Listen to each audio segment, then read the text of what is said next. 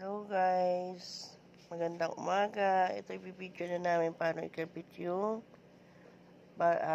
solar battery namin dun sa isa pa naming battery. So, panood na lang po. Ito yung system. Yan yung system natin.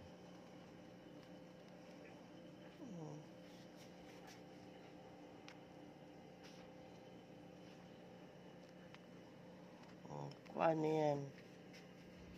Test muna natin kung ano. Kung tama, kung may pumapasok ba na kuryente dito sa wire. Negative, huwag nyo kakalimutan yung negative positive pagka nag-DCs kayo, nag-solar kayo. So ayan, 13.5. So may kuryente siya. Okay.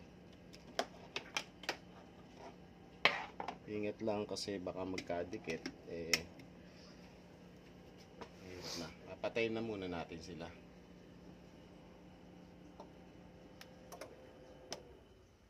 Okay. Off nyo lahat ng kailangan yung i-off para sure na wala ng kuryente. Baka kayo mga kuryente, mahirap na.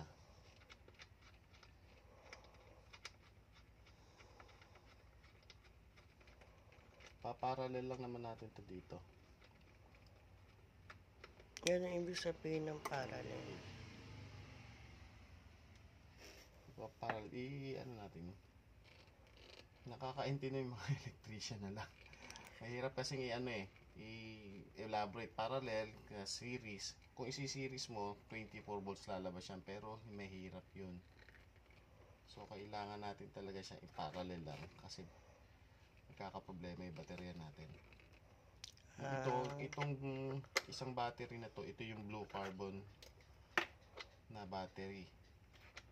Meron na rin siya sa loob na BMS at active balancer. So, kaya pwede na rin siyang i-parallel dito. Kasi kung wala, mahirap, masisira yung isa. Walang nagko-control sa kanya.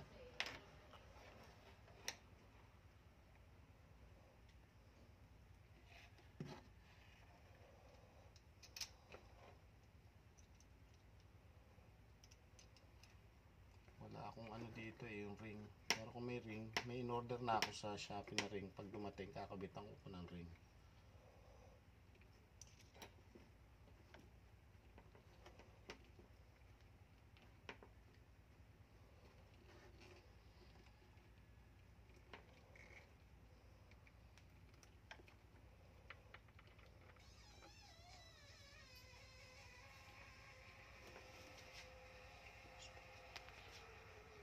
Higpitan ko. Ano na.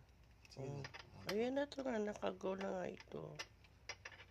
O, ano na yan? Kinakabit pa rin natin. Muna ko muna ikabit yung negative na sa ilalim kasi mahirap abutin. And then, sure nyo lang na laging mahigpit yung ginagawa nyo para maiwasan yung usually kasi nagkakaroon ng sunog pagka maluwag, umuuga-uga, pag nagagalaw, umaano siya.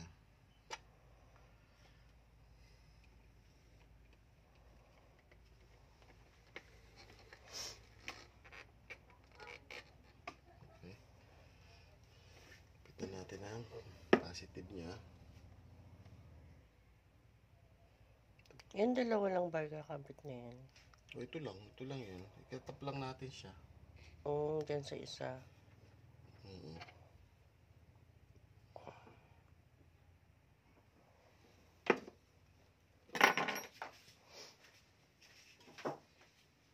Sure muna tayo na mag-short Tanggalin ko muna to.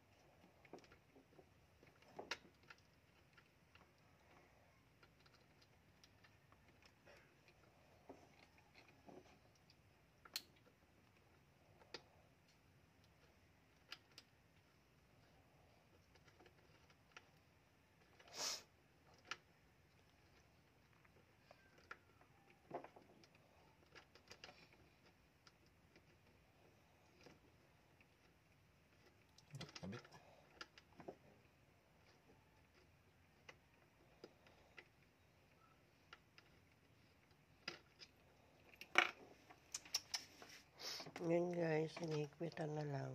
Okay na. Okay. Sabit natin yung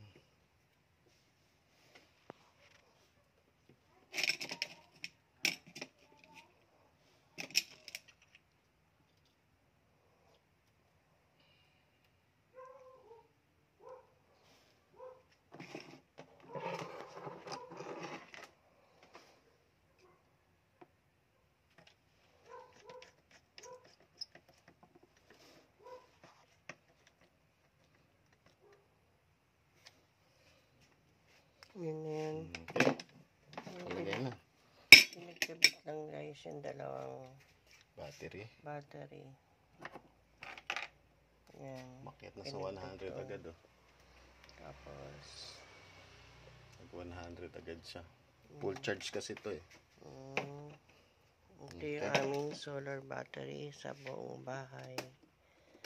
So, ayan na po, ino-open na.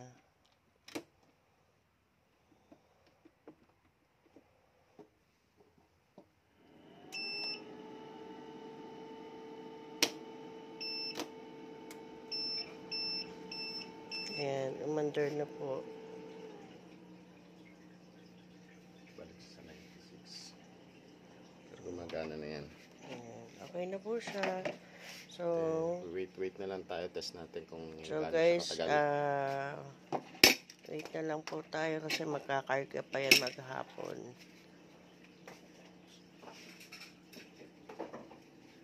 Okay. Thank you po. Hanggang dito na lang po yung vlog namin. Maraming salamat. Salamat sa pag-watch nyo, pag-subaybay. Please like, share, and subscribe. Thank you mga guys.